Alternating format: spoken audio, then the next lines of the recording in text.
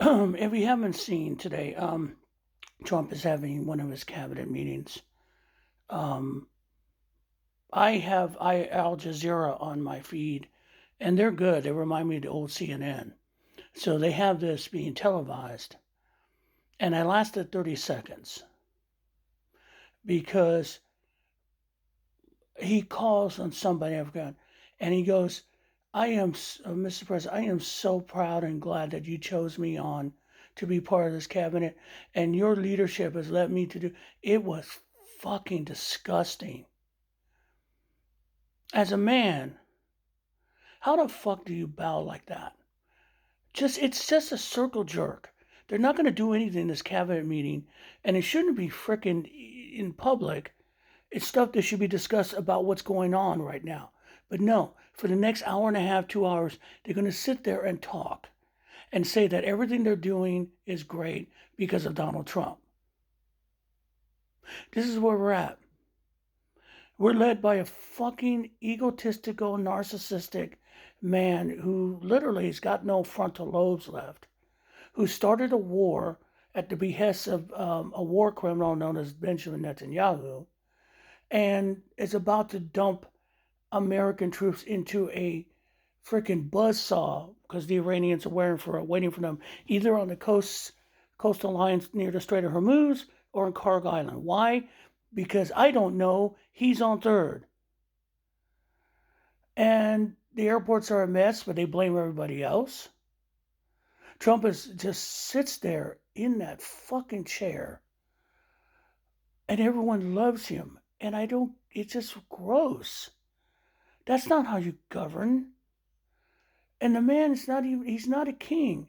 And Saturday is a no kings protest. There'll be a lot of people on the streets. They're going to do their thing.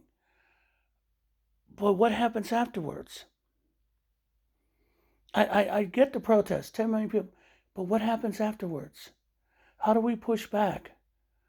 I mean, we have a Congress. Mike Johnson is not going to let any DHS funding, any TSA funding through unless they get the SAVE Act.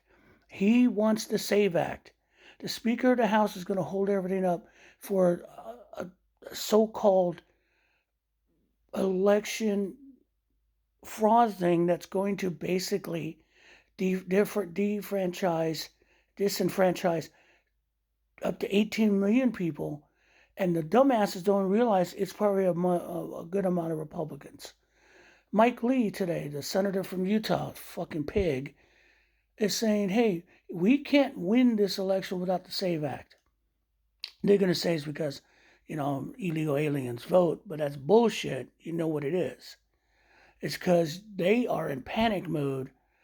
The special elections were bad enough coming into the last few days, but those two in Florida, where you had more Republicans voting than Democrats, and the Democratic candidates won both seats in fucking red Florida, has them on frickin' hair on fire alerts. They know they're fucked. They know they've lost their Republican base. So the idea of stripping 18 million people of the right to vote, including Republicans, actually benefits them. Then they can narrow it down to people who will vote for them regardless of anything. And here we are. I mean, every day we sit there and I'm sitting here going, I'm waiting for the worst to happen. The worst of the worst. I mean, in airports, ICE is just standing around being self-important. People are lined out. I don't know what's going to happen next because no one wants to compromise because one spoiled toddler of an ancient man is running this country and we let him in. We let the most unprofessional man in. And by the way, he bankrupted our country. We're fucking insolvent. We have never outstripped the assets of the United States, even in deficit spending. Trump did it in less than a year and a half. Shit. Start praying, y'all, because we're going to need it.